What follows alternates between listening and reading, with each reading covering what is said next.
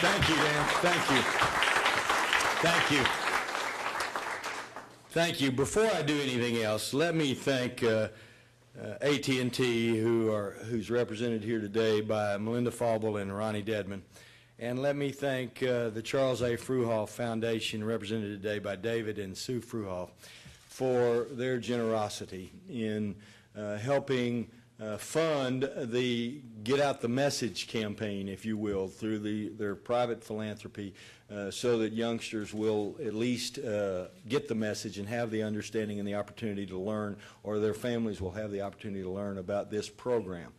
Let me also state, and I was just telling one of the members of the media, I'm not going to mention his name because every time I do this they get mad at me, and, but I will tell you that I was just telling one of the members of the media that an important part of what I think we need to do is a theme that I've repeated on issue after issue for months. I even think it's perhaps more significant than all the serious issues that we tackle, and that is the ability to try to restore the faith of our people in the institutions of our government, and particularly in the idea that all politicians or all elected officials aren't just somebody that will just tell them what they want to hear to get a vote and then immediately forget the promises they made or the things that they talked about.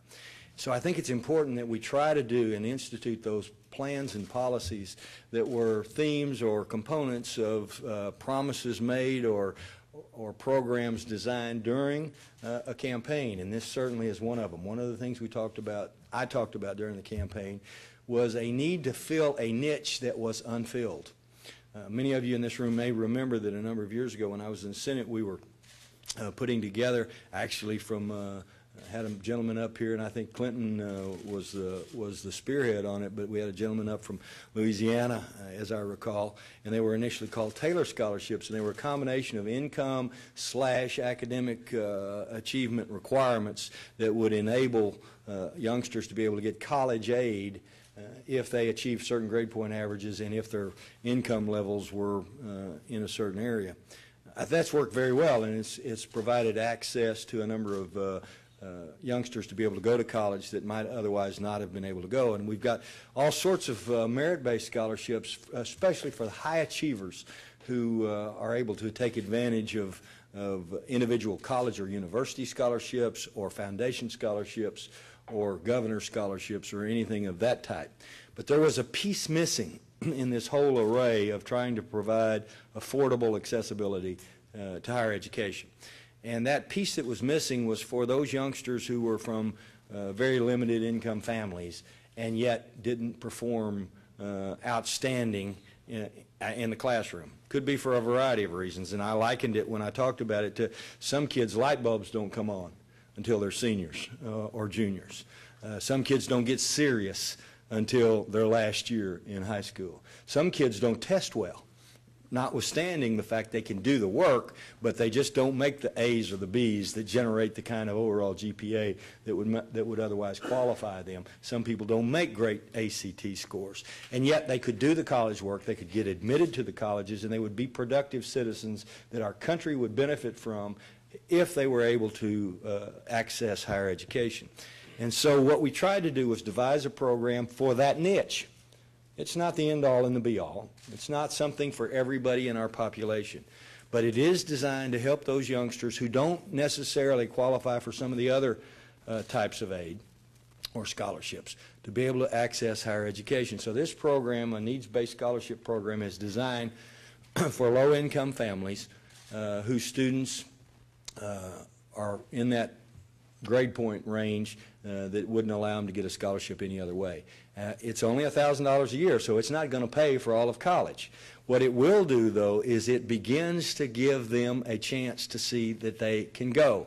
And virtually every child who would be, or youngster or not so youngster, who would be eligible for this scholarship would probably also be eligible for Pell Grants or other forms of aid that, taken with this program, would provide the opportunity. And this is not just limited to four-year institutions. It's also for our two-year institutions. It's not just limited to full-time students. It's $1,000 for the full-time students a year, but it's $500 for part-time or non-traditional students. So through this program, we hope to be able to provide access, and hope to a segment of our population so that they can make that higher education dream a reality for themselves. We have somebody in the room also whose name I'm not going to mention who told me a story about a young man named Jesse who didn't have a clue that he could even think about going to college. His family had no money, and they were relatively unsophisticated in terms of understanding what options existed out there.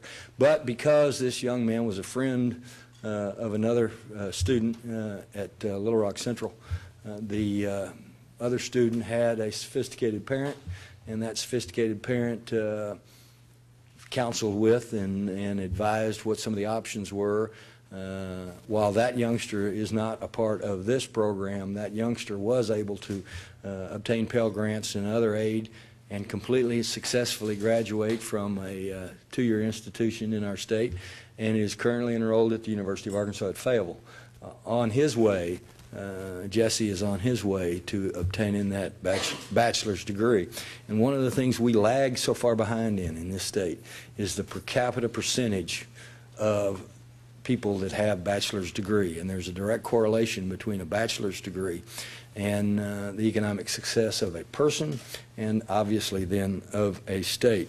So with a lot of hard work, with a little bit of help from all sectors, including the help that I just mentioned from the private sector about getting the word out, spreading the news, with the legislative enactments that the legislature actually passed, and with a lot of input from a lot of people, we're able to grasp another segment of our population and provide for them a pathway, if you will, for that higher education opportunity.